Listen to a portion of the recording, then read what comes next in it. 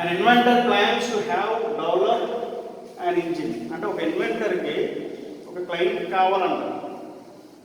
ఎంత power develop చేయడానికి అంటే ఒక ఇన్వెంటర్ని డెవలప్ చేయాలనుకున్నాడు. That takes 105 మెగాజౌల్.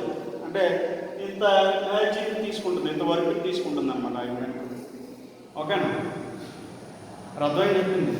Next, at the temperature of 400 kelvins rejects 42 megajoule at a temperature of 200 kelvin. అంటే it is operated between the 200 kelvin to 400 kelvins. Okay, అర్థమైందా? మీరు అర్థమైంది చెప్పింది. నెక్స్ట్, అంటే డెలివర్స్ 15 kilowatt hour. అంటే నాకు ఎంత పవర్ని డెలివర్ చేయాలి? ఇంత పవర్ అవర్కి 15 kilowatt అంత పవర్ని డెవలప్ చేయాలన్నమాట, అంటే పంపించాలన్నమాట. Next, of mechanical work. Would you advise investing money to put in this engine in the market? అంటే నువ్వు అడ్వైజ్ చేస్తావా ఈ ఇన్వెంటర్ని మార్కెట్లోకి అని అడుగుతున్నాడు. అంటే అడ్వైజ్ చేస్తావా లేదా అనేది ఎలా తెలిసింది? ఆడు ఎంత వర్క్ చేస్తున్నాడో దాని మీద డిపెండ్ అవుతుంది. ఎంత వర్క్ చేస్తున్నాడో ఆ ఇన్వెంటర్ డెవలప్ చేస్తే అది మనకి ఎంత వర్క్ ఇస్తుంది అనేది డిపెండ్ అవుతుంది అనమాట. మళ్ళీ చెప్తాను, ఆడు ఎంత వర్క్ ఇన్వెస్ట్ చేస్తున్నాడు అనే దాని మీద, ఓకే, దాని మీద, ఆ ఇన్వెంటర్ మీద. నెక్స్ట్, అది మనకి ఎంత ఇస్తుంది, ఈ రెండింటి మీద డిపెండ్ అవుతుంది అనమాట ఈ మనం అడ్వైజ్ చేసి దాని మీద. ఓకే, చేసేది. ఇప్పుడు చూడండి ఒకసారి, నేను చెప్తాను సింపుల్గా చూడండి ఒకసారి. ఆపరేటింగ్ టెంపరేచర్, హైయెస్ట్ టెంపరేచర్ ఎంత? 400 kelvins. అంటే లోవర్ టెంపరేచర్ ఎంత? 200 kelvins. ఓకే, సో ఇంజిన్ అన్నారు కాబట్టి ఎఫిషియన్సీ ఇస్ ఈక్వల్ టు ఎలా రాయొచ్చు? T2 మైనస్ T1 బై, అంతేనే కదా, T2 minus T1 by T2. ఆడు 1 minus T2 T1 by T2 రాశాడు. సో ఏదైనా ఒకటే, నేను ఆల్రెడీ చెప్పాను. So 400 minus 200 by 400. So into 100. So ఎంత ఎఫిషియన్సీ వచ్చింది? సో 400 అంటే 200 by 400 అంటే 50% అది. అంతేనా? ఎంత వచ్చింది? 50%. ఓకేనా? అంటే అదంతా ఎఫిషియెంట్ వర్క్ అవుతుంది, 50% వర్క్ అవుతుంది. చూడండి ఒకసారి, అర్థమైంది? అయితే యాక్చువల్గా ఎఫిషియన్సీ మనకు అసలు ఇది ఎంత వర్క్ అవుట్ అవుతుందో తెలియదు. మళ్ళీ అది ఎంత వర్క్ అవుట్పుట్ ఇస్తుంది. ఓకేనా? సో అలాగే మనం దానికి ఎంత వర్క్ ఇస్తున్నాం చూడండి ఒకసారి. టేక్స్ ఆ inventory engine that takes 105 megajoules అంత పవర్ని కంట్రోల్ చేస్తున్నట్టు వర్క్ చేసుకుంటుంది అనమాట. మెకానికల్ వర్క్ అంటే తెలుసు కదా, జనరేటర్లో మనం అప్లై చేసే మెకానికల్. చూడండి ఒకసారి. అయితే అసలు efficiency is equal to output by ఇన్పుటే కదా. ఓకేనా? సో ఇన్పుట్ తెలుసు, అదంతా 105 megajoule. మనం ఎంత చెప్తున్నాం అది. అంటే దీన్ని బట్టి మన అవుట్పుట్ ఎంత వస్తుందో చూడండి ఒకసారి. Output it is equal to efficiency into input.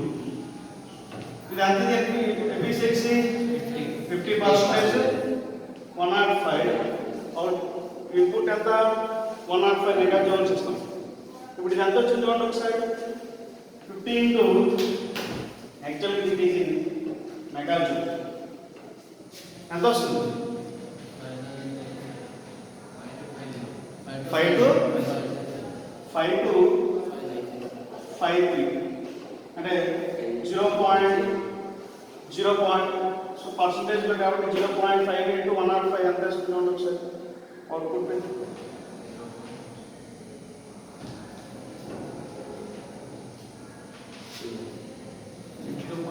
5 to 0. ఎంత వచ్చింది? 52.5 పర్సంటేజ్లో కాబట్టి 0.5 2.5 మెగాజూల్. ఓకే, ఓకేనా, అంతేనే కదా. అవుట్పుట్ ఎంత ఇస్తుంది మనకి 52.5. అసలు ఇన్పుట్ ఎంత 105. దీన్ని ఈ నంబర్లో మార్చింది, అంతే కదా. నాకు ఎంత పవర్ డెవలప్ చేయలేడు, 15 కిలోవాట్ డెవలప్ కావాలి అంటున్నాడు. వాడు అంత వర్క్ అవుట్ ఇస్తున్నా అంటున్నాడు. ఇంత పవర్ కావాలి, ఇంత వర్కింగ్ ఇస్తున్నా అంటున్నాడు, అంతేనే కదా. అయితే దీన్ని అవర్స్లో మాట్లాడాలి. మళ్ళీ చెప్తాను. వర్కౌట్ ఎంత వస్తుంది, 52.5. మెకానిక్ కిలో జౌల్లో మాట్లాడతాం. మెకానిక్ 10⁻6. కిలో జౌల్ అంటే ఒక 10⁻3 మాత్రం చేస్తాం. ఓకే, 1 10⁻3 చేస్తే ఎందులో కన్వర్ట్ అవుతుంది, కిలో జౌల్లో కన్వర్ట్ అవుతుంది. Okay, kilo joule.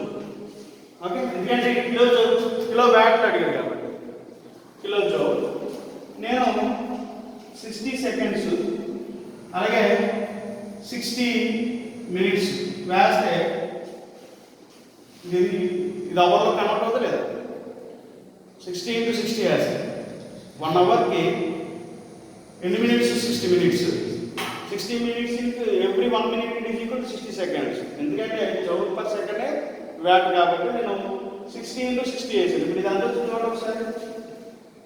52.5 × 10⁻3 divided by 60 × 6, that is 3600 అని కూడా అవుతుంది. ఎంత వచ్చింది, 14.58 సంథింగ్ వచ్చింది. 58 kilo joule kilo VAT joule per second మార్చింది కిలో వ్యాట్ అవర్. అంటే చూడండి ఒకసారి, మనకు అవుట్పుట్ ఇచ్చింది ఎంత 14.58. ఎంత ఇన్పుట్ వేస్తే 105. వాడికి ఎంత కావాలి, ఇంత ఇచ్చాడు కాబట్టి వాడికి ఎంత కావాలి పవర్, 15 కిలోవాట్ పవర్ కావాలంటాడు. ఇన్పుట్ ఎంత ఇస్తున్నాడు 105. అంటే అది అయితే ఇక్కడ మనం బాగా అబ్జర్వ్ చేయాలి. అది ఎంత ఇస్తుంటే పవరు మనకు ఎక్స్పెక్ట్ చేసే దానికన్నా తక్కువ వస్తుంది కాబట్టి అక్కడ ఇన్వెస్ట్మెంట్ ఎక్కువైపోయింది. ఓకేనా. సో అందుకని దీన్ని మనం ఏం చేయాలి, రిజెక్ట్ చేయాలి. అర్థమవుతుందా. ఇన్పుట్కి మనకు కావాల్సినంత మనం క్యాలిక్యులేట్ చేసాం, అంత రావట్లేదు కాబట్టి అడు ఇన్వెస్ట్మెంట్ ఎక్కువైపోతాడు. సో దానికంటే నాట్ ఏం చేయాలి చూడండి ఒకసారి. అడు ఏం చెప్పాడు, would you advise investing money to put in this engine in the market? No. Okay.